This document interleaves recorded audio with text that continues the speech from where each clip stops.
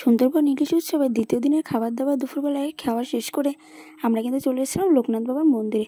আর দেখো এখান থেকে বেরিয়ে আমরা কিন্তু এই কাকিমার থেকে কিছু ডাব কিনে নিলাম। আর দেখো এখন বোনকে আর আমাদের লঞ্চে আসা আর একটা দিদিকে আমি জিজ্ঞাসা করে নিচ্ছিলাম যে কেমন হয়েছে, ডাবটা কেমন। তো সবাই বলছিল বেশ ভালোই।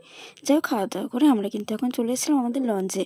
আর দেখো লঞ্চে আসার সাথে সাথে আমরা ঠিক হোটেলে যাবো সেই মুহূর্তে দেখি পাশের লঞ্চে দাদারা একটা মাছ ধরেছে, কিন্তু কী মাছ বুঝতে পারছিল না। যাই হোক, এখন কিন্তু সন্ধ্যাবেলায় আমরা টিফিন করতে চলে এসেছিলাম। আর আজকে ছিল এগ আর চিকেন দিয়ে চাউমিন, আর তার সাথে কিন্তু ছিল গরম গরম লিকার চা। আর যেহেতু লাস্ট ফিনিশিং আমরা এসেছিলাম, এই জন্য দাদারা পুরো ডেচকিতে ধরে যতটা ছিল পুরোটাই আমাদেরকে দিয়ে দিয়েছিল খাবার জন্য। এই জন্য দেখো আমার বৌদি কিন্তু আমাদেরকে সার্ভ করে দিচ্ছিলো এগুলোকে।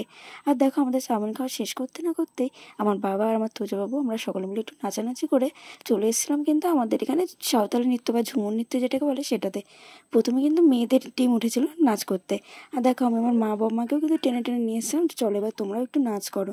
যাই হোক, আমাদের নাচ শেষ করে উঠতে না উঠতে দেখো এখন কিন্তু ছেলেদের নাচ শুরু হয়ে গেল। আর দেখেছো তো, ছেলেরা কিন্তু পারছিল না, তবু ওরা ওদের যথাসাধ্য চেষ্টা করেছিল।